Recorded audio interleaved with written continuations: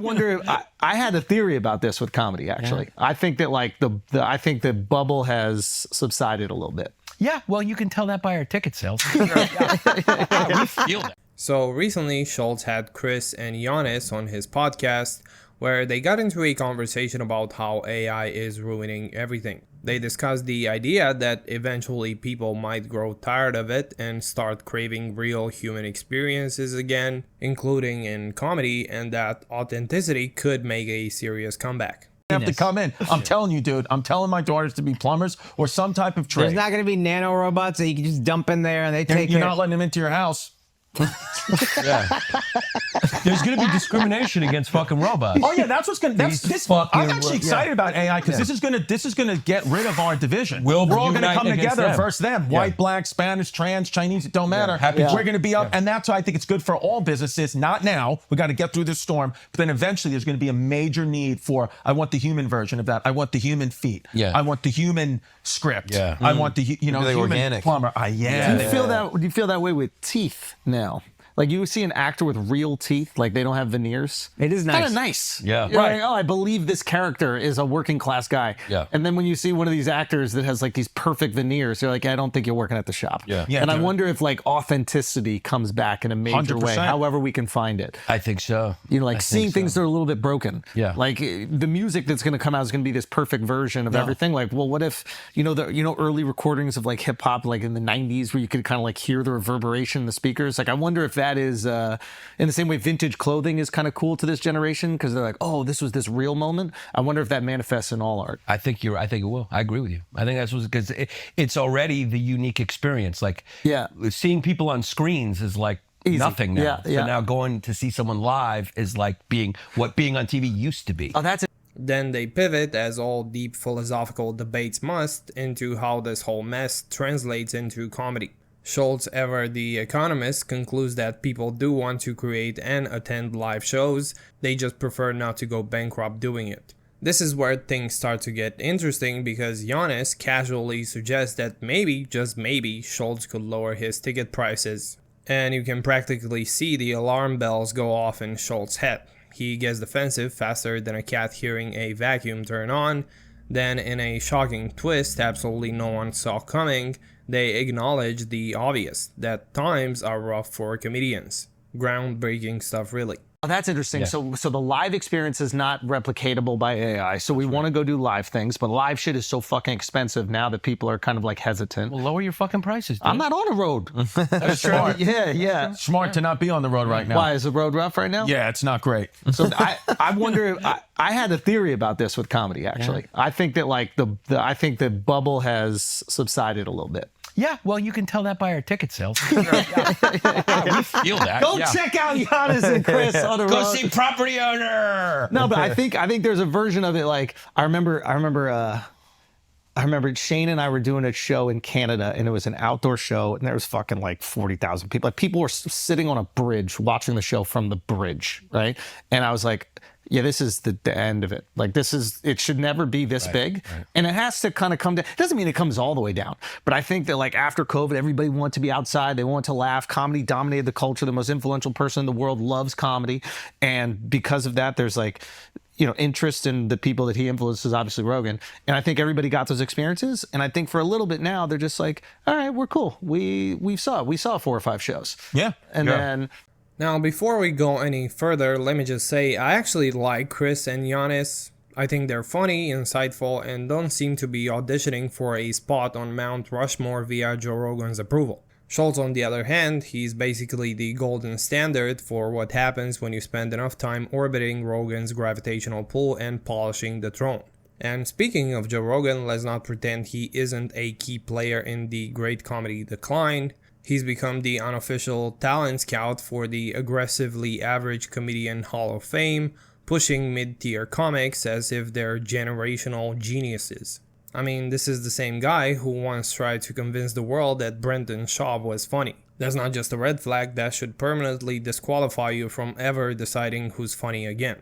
And to be honest, Rogan's not exactly light years ahead of Schaub himself. If you managed to sit through his last special without checking your phone or your pulse, congratulations, you have the patience of a monk. Calling it disappointing would be generous. Now, credit where it's due, sometimes Rogan gets it right. Shane Gillis is a perfect example. The guy kills it on stage and actually has the chops to back up the hype. But when you're out here hyping Brendan Schaub, Bert Kreischer, and Andrew Schulz like they're the holy trinity of comedy, your judgment starts to look deeply compromised. At this point, I generally think Rogan is the main culprit behind the comedy slump. There's only so long you can keep selling recycled frat boy energy and half-baked punchlines before the audience starts doing the math. And eventually people figure it out and decide they'd rather keep their money than watch another mediocre comedian. Now, Schulz keeps going, saying he doesn't think comedy will go away, but he believes there will be a reset. And honestly, I hope that's true, because we desperately need a reset in the comedy scene, especially when it comes to who gets popular. Most comedians nowadays, with a few exceptions, made it to the top based on how many podcasts they've appeared on, not because their stand-up material is actually any good. I don't think it goes away entirely, but I think there's a little bit of a reset. 100%. There's gonna be a purge. Yeah. You think it's purge? There's gonna be some we're cutting the fat or whatever. Yeah, I just think certain it's a comics are little- gonna whatever. Certain comics are gonna sustain, and you're just gonna see things kind of. That's why I think the comedy clubs like I know there's a lot of people that they can't wait to get out of comedy clubs. Comedy clubs. I love comedy. Dude, I can't wait to go back to them. No, comedy clubs, because that's what thrives during this time. It's like going to do a show. Like, don't get me wrong, the arenas are fucking awesome. It's amazing, etc. But Tell me about it. I don't. I will. I love them. They're incredible. No. But I don't think anybody gets tired of seeing their favorite comic with 200 people in a room. It's 300 great. people in a room. It's also incredible. too, the audience, one thing I realized too, the audience doesn't really care about the difference. Like if you want to go do a theater or an arena, it's amazing. Obviously make money, big people, but then you run the risk of someone sitting in section 10,000 that was like, oh, I didn't even really think he was that funny. And it's not the performance, you were distracted. You're as far away as possible. You got to make the show for them. That was the thing. That's when a lot we of were on the pressure. road, it's when we were doing these big venues, it was very intentional. How do you make the show so those people up there can experience it as close to those people down there? And I think a lot of people just go, oh, I do comedy shows in comedy clubs. Now I'm in a theater of 5,000 people. I'll just do the same thing. And it's well, people aren't going to come back if that's what you do. It has to change. When you do 50 people in a little one-off room in the city, it's going to be different than when you do 500 people. Yeah. Do you remember going to your first Funny Bone where it was 500 people? Yeah. And do you remember your jokes feeling thin? Yeah. You're whoa, this is a little bit different. When there was 200 people packed in the cellar, I'm ripping, and all of a sudden it feels a little bit distant, right? So I think there has to be that adjustment. I think it just exploded, and I'm curious what happens the next 5 years. Yeah. Well, my hope for the next 5 years is that comedy will go back to being about, comedy, not a glorified podcast popularity contest. Because lately it feels like the stand-up scene has turned into a race to see who can launch the most mediocre takes with the most expensive microphones. It's less about punchlines and more about Patreon tiers. And maybe, just maybe, comedians will stop pretending they're qualified to run the Pentagon. Somewhere along the way, the green room turned into a think tank, and now every comic thinks they're a hybrid of Jon Stewart, Neil deGrasse Tyson, and a TED Talk on alpha brainwaves. Schulz is the poster child for this phenomenon. The man has an opinion on everything: science, politics, global finance, you name it. I wouldn't be surprised if he dropped a special next week called Inflation Explained. At this point, I'm fairly certain Schulz unironically believes he could run for president, and what's worse, I'm not convinced his fan base wouldn't vote for him. So yeah, fingers crossed the next half decade brings us fewer podcasts disguised as comedy careers and more comics who actually focus on being funny. Well, it's definitely going to recede for sure. Because Yeah. you're right. It's gotten to the peak. Yeah. It's like Steve Martin said in his book when Yes. he went to the stadium and he was like, this is when I knew this was not comedy. Sustainable. anymore. Yeah, this is crazy. Yeah. Yeah, it was it became a part of people's identity to like comedy and want to see comedy, less than it was I just like that person, I want to be there.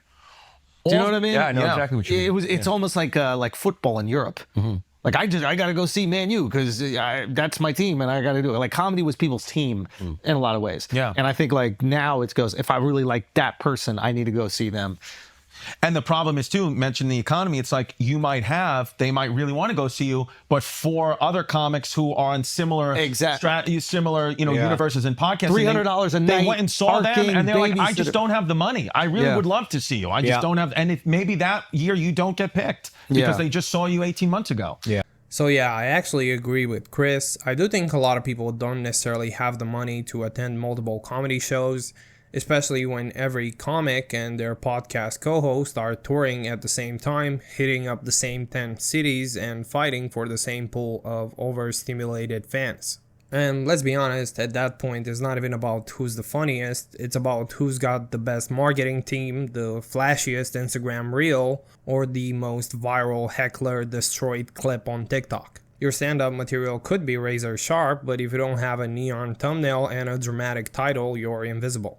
Comedy used to be about timing, craft, and clever perspective. Now it's about merch, email lists, and praying Joe Rogan name drops you between elk hunting stories. It's no longer are you funny, it's how many followers do you have, and can you fill a room full of people who don't mind paying $60 to hear recycled podcast bits live. So yeah, it seems like Schulz might have realized that it might be over for his kind, the ones who are all about marketing and disguise themselves as experts in everything when in reality, they're just average comics with big podcasts.